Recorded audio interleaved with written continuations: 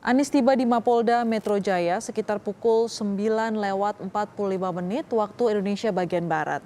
Kepada awak media yang mencegatnya sebelum memasuki ruang pemeriksaan, Anies menyebutkan dirinya menerima surat pemanggilan pada hari Senin kemarin sekitar pukul 14 siang yang isinya mengundang dirinya sebagai Gubernur DKI Jakarta untuk memberikan klarifikasi.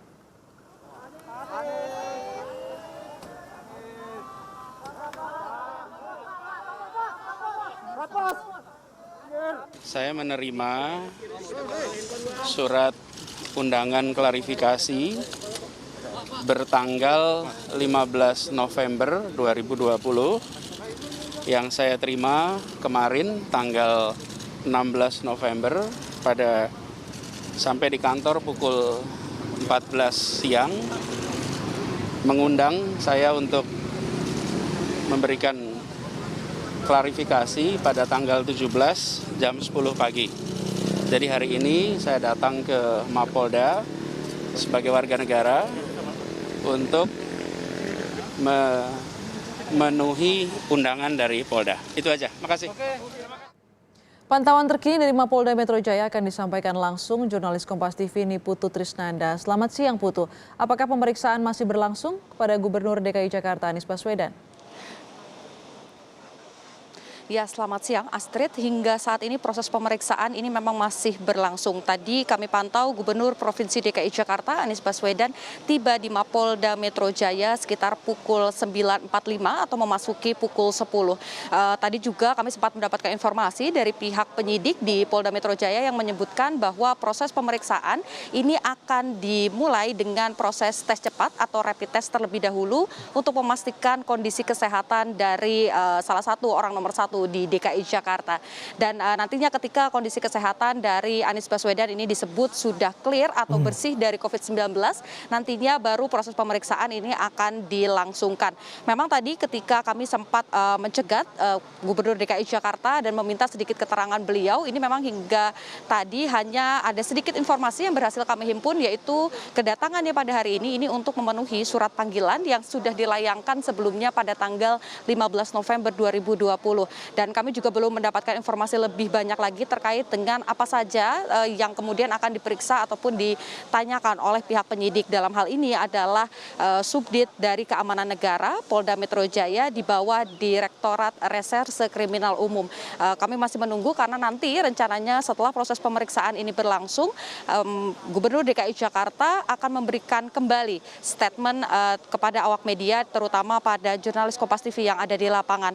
Memang pemanggilan ini terkait dengan adanya kerumunan yang terjadi pada beberapa agenda yang digelar oleh salah satu pimpinan dari Ormas Front Pembela Islam atau FPI, yakni Rizik Syihab. Dan hingga saat ini memang kami masih memantau proses pemeriksaan yang tengah berlangsung dan upaya untuk mengkonfirmasi kepada pihak kepolisian juga sedang kami lakukan. Namun hingga siang hari ini kami belum mendapatkan konfirmasi lebih lanjut lagi kira-kira proses pemeriksaan ini akan berlangsung berapa lama dan pertanyaan apa saja yang kemudian akan dilayangkan, Astrid.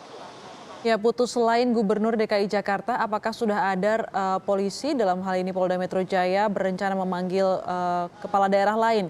Karena kita tahu beberapa waktu lalu juga terjadi kerumunan massa di dalam jumlah besar, ada di Bandara Soekarno-Hatta, Tangerang, dan juga ada di Bogor.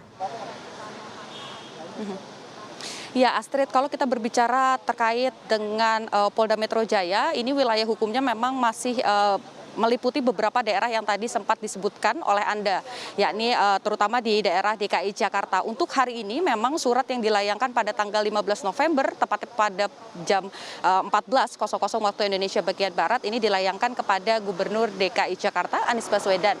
Dan hari ini tadi sekitar pukul 10 lebih 15 menit, Wali Kota Jakarta Pusat Bayu Megantara ini juga sudah tiba di Polda Metro Jaya untuk kemudian menyampaikan klarifikasi terhadap kerumunan yang terjadi beberapa waktu lalu. Berbicara soal ini, ada beberapa agenda yang kemudian juga dipantau menciptakan kerumunan. Ini yang pertama, bukan kali pertama, yang pertama adalah terkait dengan kedatangan dari Rizik Syihab pada tanggal 10 November 2020. Kedatangannya baik itu di Soekarno-Hatta, di Bandara Soekarno-Hatta yang ada di Tangerang, kemudian juga kerumunan yang tercipta di kawasan Petamburan. Ini juga memicu kerumunan yang sangat padat. Karena kalau kita berbicara soal soal kondisi di Petamburan sendiri ini sampai menutup satu ruas jalan yang ada di wilayah tersebut dan menimbulkan kerumunan yang sangat padat sehingga tidak ada protokol kesehatan yang dilaksanakan, tidak menggunakan masker, kemudian juga proses menjaga jarak tidak dilakukan. Lalu pada yang kedua kalinya ini agenda di daerah Tebet dan juga di kawasan Puncak Bogor ini kembali memicu kerumunan karena Rizik Syihab pada saat itu mengunjungi kedua daerah ini pada tanggal 13 November 2020 dan terakhir beberapa hari lalu tepatnya pada Sabtu 14 November 2020 terjadi kerumunan yang serupa di kawasan KS Tubun atau tepatnya di kawasan Petamburan. Ini karena Rizik Syihab menggelar pernikahan sang putri yang bernama menggelar pernikahan sang putri dan juga ada agenda perayaan atau memperingati Maulid Nabi pada hari itu dan tentu ini juga memicu kontroversi di masyarakat karena pada saat itu ada beberapa pihak dari pejabat daerah yang juga hadir, salah satunya adalah Gubernur DKI Jakarta Anies Baswedan.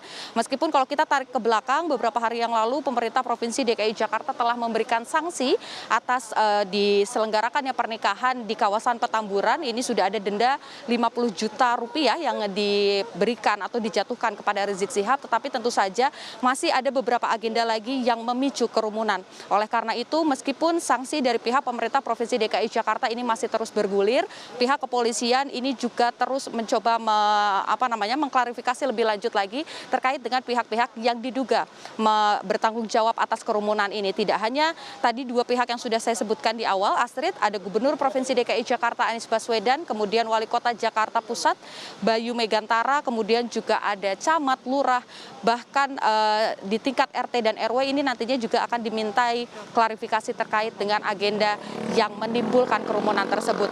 Berbicara soal pasal yang diajukan, tentu ini berkaitan dengan kekarantinaan kesehatan, yakni Pasal 95 Undang-Undang Nomor 6 Tahun 2018 di mana nantinya ini bisa bisa dijatuhkan sanksi yakni 1 tahun penjara ataupun denda sebesar 100 juta rupiah.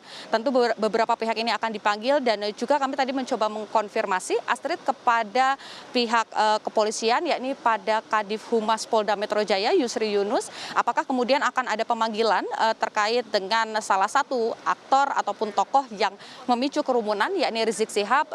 Belum terkonfirmasi kapan tepatnya Rizik Syihab ini akan dipanggil oleh pihak kepolisian, tetapi sudah diagendakan dan pihak kepolisian juga sudah melayangkan surat pemanggilan terkait dengan permintaan untuk menyampaikan klarifikasi terkait dengan acara-acara yang kemudian menciptakan kerumunan.